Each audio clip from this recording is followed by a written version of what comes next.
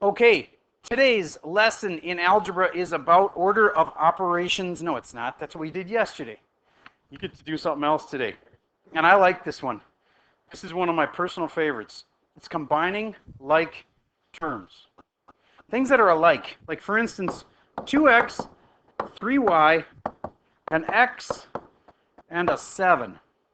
I'll tell you that only two of those things can go together. The others cannot. Which of these two could go together? The x and the 2x. And together they make what? 3x. That's all there is to it. 3x, and the others, you can't put this with that. They're not the same. So you say 3y and 7. All right, let's talk about that in the context of like real world things. On my desk here, keys. Do they go with pens? They go with remotes. I wish I had more keys to put them with, but I don't. So how about this? Dice, can they go together? Yeah. So things that go together, I guess these both are writing utensils, like they could go together. All right, so I have two, actually both of them, this looks like a pen, but it's actually one of these things that writes with lead. So it's like pencil, pencil, dice, dice, cell phone, keys. It's just the same thing.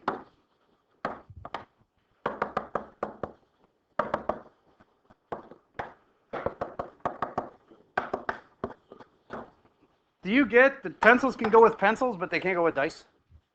If you were adding this all up, you'd say I have 2 pencils and 2 dice. I know technically they're called die, plus keys. That's what you'd say in the real world. I got a couple pens, couple pens, couple dice, and a pair of keys, or a set of keys. You can't say I have dice keys. I suppose there is such a thing, but all right. So here is a typical question. Everybody try this one. 6m minus 4m plus 3y minus 5y. I've purposely made the numbers kind of tricky to see if you actually know how to put these together and get the right answer. I'll give you a hint. You got y's, you got m's. Tell me what you think it is, and then turn your iPad my way, and I'll tell you if you've done it right. I'll pause while we try that. All right, so I paused the recording and then forgot to resume it. I'm back here. Our answer was 2m minus 2y on that last one. Then I just talked about how we might have to distribute that negative in front of the parentheses, and that's like this. The 2 being multiplied in. What about the parentheses before the number? I don't know what you're talking about. About parentheses that are what? I'm going to pause while you ask that question. Okay, I understand the question now. The question is about these parentheses. Let me give you a hint about parentheses. Sometimes they're useless. Those are useless parentheses. You know how you can tell that you don't need them?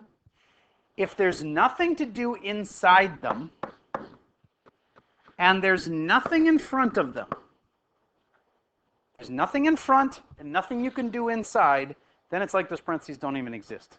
So it's really just 2x minus 3 without parentheses.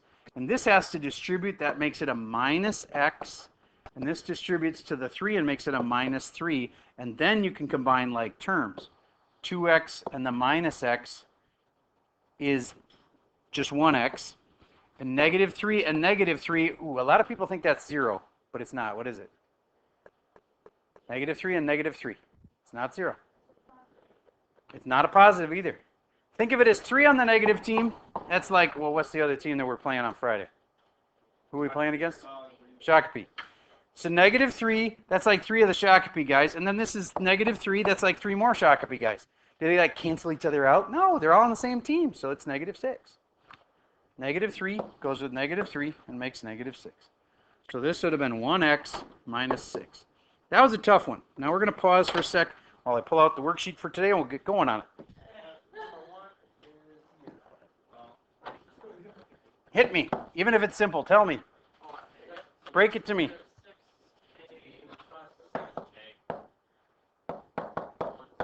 Awesome. Are they on the same team? They're on the, well, they are both K's. So in that way, they're on the same team. But one of them is negative and one of them is positive. So if this is negative K's, there's 6 negative K's. Okay, where I'm going here? You do not have to write all this out. I'm just trying to show you how it would work. And this is 7 positive K's.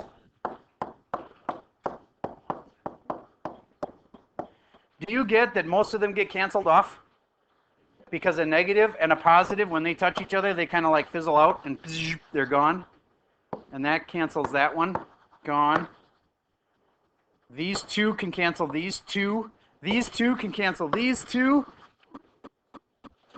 It's just positive 1K, which we can make like chunks of kryptonite. 1 kryptonite piece. Do you get why it's positive 1 and not negative? Because there was more positive ones. And there was less negative ones. So positive team wins. Positive 1. All right. That's all there is to it. Let's do another one. Would you read me number 2, sir? 12R minus 8 minus 12. All right. This is kind of a trick question. Why? What part can't you do anything with? Yes, you're right. You just can do the 8 minus the 12. 12R minus... You're right that these two go together, and you hit it on one of those. It's 20. Because they're both on the same team. Remember, they're both on the negative team. Negative 8 and negative 12 makes a total of negative 20. There we go. That's it. 12R minus 20, and thank you, you were right, which is good. Those are the only two that can go together because they're numbers. Numbers can go with numbers, but there was no R's, so the R has to be left alone. That's all there is to it. I hope this feels easy to you. This should feel easier than yesterday's, I think, or at least the one I assigned over the weekend. All right. So your assignment from yesterday, keep it out on your desk so that Mrs. N can come around and get those scores. And the assignment for today that we just started together, finish it up. That's your homework. It should be easy. It's just like adding positive and negative numbers. They just have to throw a letter on some of them. Yes, question, sir. I'll show you. All right, that's all the time we got for today's video. Thanks for tuning in.